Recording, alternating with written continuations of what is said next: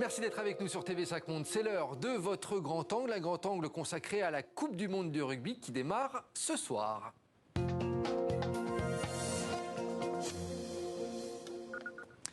La Coupe du Monde de rugby qui se déroule en France. La France qui est d'ailleurs l'un des favoris de ce tournoi. On va voir cela dans un instant. Et pour bien démarrer cette compétition, eh bien, il faudra commencer par une victoire ce soir face aux Blacks, les Néo-Zélandais.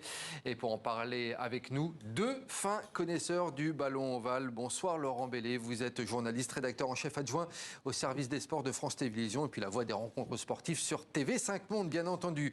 Et puis Yann Bordvik, le plus français des journalistes néo-zélandais. Je peux vous présenter comme ça, c'est une belle carte de visite. Ou l'inverse. Et vous êtes voilà, ou l'inverse. Et vous êtes également l'un des meilleurs spécialistes du rugby international. Donc c'est parti, messieurs, pour un mois et demi de compétition. Match d'ouverture France-Nouvelle-Zélande. C'est donc ce soir. Je voudrais poser une question un peu directe en préambule. C'est l'affiche d'une finale. Heureusement ou malheureusement, Laurent Bellé? Il faut les jouer, donc autant attaquer, c'est pas l'Everest, mais c'est un bon 8000 quand même, parce que l'Everest, ce serait les Blacks en finale.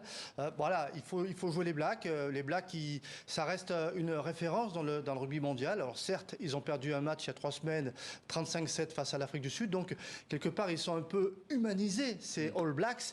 Mais il faut souligner que ce sera difficile pour les Français parce qu'une simple stat, certes on a gagné le dernier match entre la France et la Nouvelle-Zélande, mais sur les 15 derniers matchs entre les deux équipes, les Blacks en ont gagné 14, on en a gagné un seul. Donc il faut faire un peu d'humilité, serait bienvenu.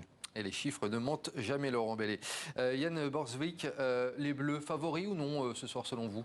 Légèrement favoris, oui. C'est normal, ils sont chez eux, ils sont sur une embellie depuis quelques années et ils restent aussi sur le dernier match qu'ils ont joué contre les Blacks où ils ont eu la plus grosse victoire de tous les temps des victoires françaises contre la Nouvelle-Zélande au Stade de France. Donc on a une équipe Black qui est peut-être pas aussi dominatrice qu'avant, mais les Français, je pense qu'ils maîtrisent leur jeu de plus en plus.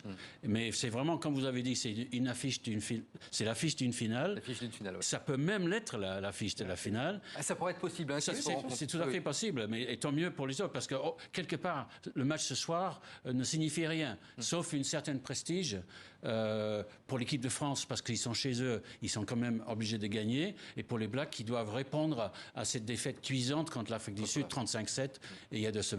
Bon, et puis la France va être poussée par tout un pays. Bien entendu, on va voir dans un instant un message assez intéressant et assez sympa. Mais je vous laisse le voir dans un instant. On va tout de suite aller retrouver Karine Henry, qui est pour nous, pour TV5 Monde, devant le Stade de France. Karine Henry, bon, j'imagine que plus le match approche et plus l'ambiance sur place est en train de monter avec les supporters.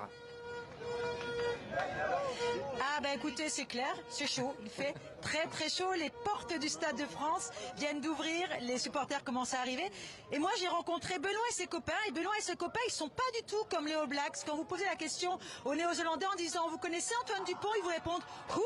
Qui?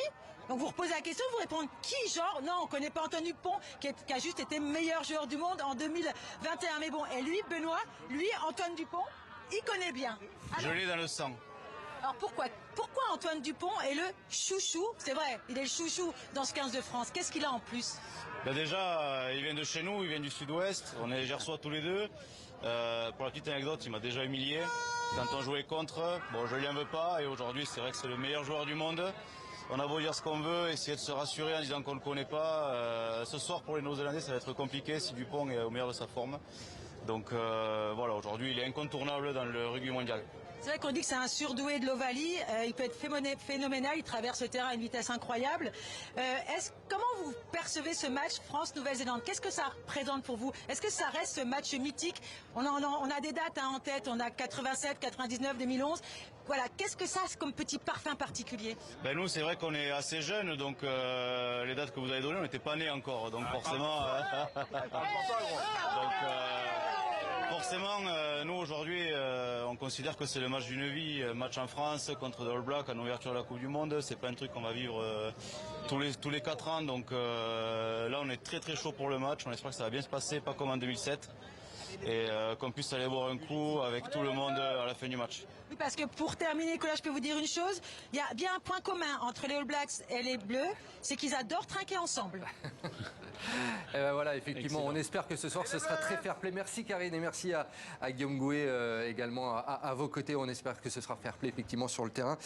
On le disait, c'est une très très belle affiche. Donc ce soir, quel va être le point on va dire ce qui va donner la clé de la victoire ce soir? La tactique, le collectif, la prouesse physique? Dans le rugby, on dit les avants gagnent les matchs et les trois quarts décident de l'écart. Donc souvent, quand même, il faut contrôler le jeu devant. Il faut arriver à imposer son jeu à l'adversaire. Est-ce que les Français sont capables de dominer les All Blacks devant? Moi, j'en suis pas certain. En revanche, ce que je sais, c'est que les Français sont devenus c'est une équipe clinique. C'est-à-dire que même lorsqu'ils sont pris sur les chiffres, c'était le cas contre l'Australie, ils ont des joueurs pour punir l'adversaire. Je pense à Penaud, je pense à Jalibert, je pense à Dupont, je pense à Olivon. Donc voilà, nous on a cette faculté-là. Quand on est dominé, parfois on peut quand même gagner. Les Blacks, je les ai vus gagner quand ils dominent. Je les ai pas toujours vus gagner quand ils sont dominés. C'est un petit peu la différence, mais une fois encore, l'équipe qui va arriver à prendre le pas devant va l'emporter. C'est souvent comme ça au rugby. C'est exactement ce qui s'est passé contre l'Afrique du Sud. Ils ont été écrasés devant par la puissance sud-africaine devant et ils n'ont jamais pu mettre leur jeu en place. Alors aujourd'hui, si la même chose arrive, c'est certain que les Blacks vont jamais gagner. Mais s'ils arrivent à avoir un jeu de parité dans le combat et s'ils arrivent à avancer et mettre en place leur jeu de vitesse, de finesse, de passe après contact, là, il risque d'y avoir vraiment un contest, quoi. Un contest, mais c'est très équilibré. C'est très équilibré. Les deux équipes ont des points forts. Regardez les deux 14, Penaud contre Jordan, et même les deux demi de mêlée. C'est assez équilibré, en gros. Antoine Dupont qui est magnifique, mais Aaron Smith qui est pas loin derrière. Et même, je dirais que sa passe est plus vive que celle d'Antoine Dupont. Et si les Blacks arrivent à mettre Aaron Smith dans de bonnes conditions, eh ben ça va aller très vite. Laurent Bellé, qu'est-ce qu'elle a d'exceptionnel cette compétition qui se joue cette année en France? C'est quelque chose d'extraordinaire pour les fans de rugby. Hein. Ouais, c'est-à-dire que la Coupe du Monde, elle est née tard. Hein, le rugby, sport conservateur par excellence. On a eu du mal à imposer cette Coupe du Monde.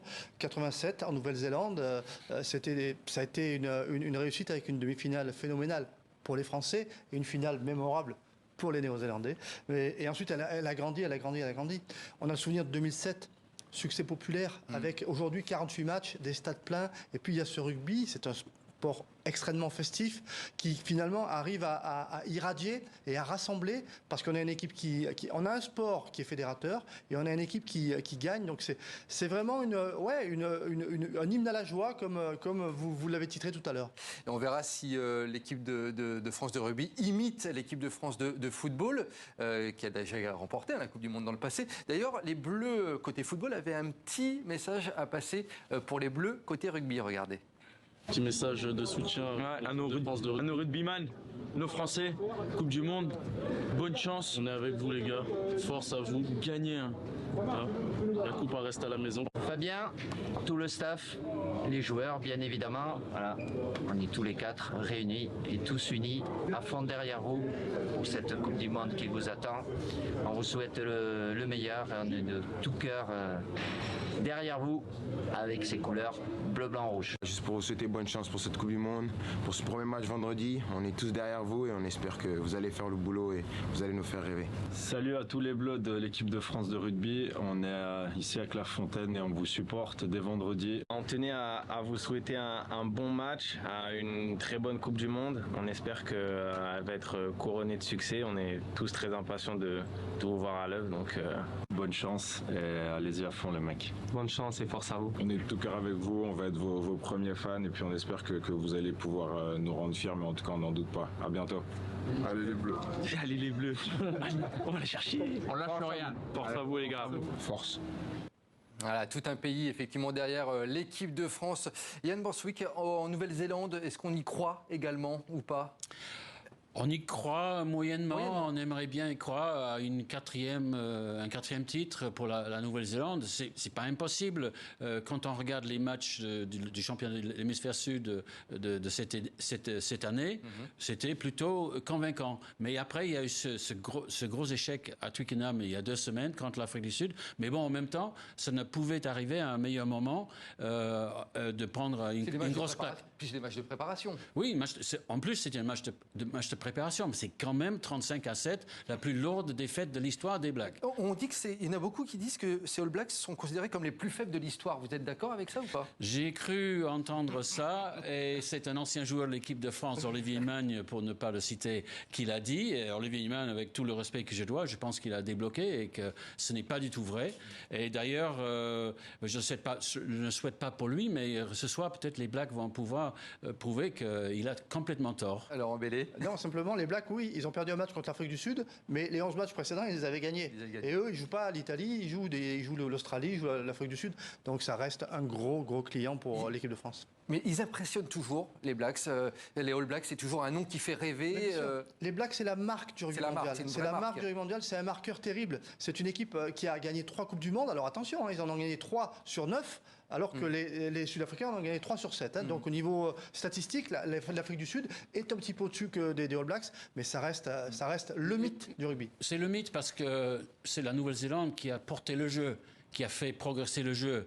Je dirais la France aussi, même qui serait juste derrière. Mais par rapport, vous regardez l'Afrique du Sud, vous regardez l'Angleterre qui était championne du monde aussi, avec quoi? Avec un gros paquet, un buteur, et l'Afrique du Sud avec des ballons portés et des buteurs. Non, la Nouvelle-Zélande, pourquoi c'est un mythe? Non seulement parce qu'elle a gagné 3 Coupes du Monde, mais depuis plus de 100 ans, elle respire le rugby, elle a fait progresser ce jeu et grandir ce jeu. Et heureusement, aujourd'hui, on retrouve avec le monde du rugby ici à Paris pour un événement qui risque d'être immense.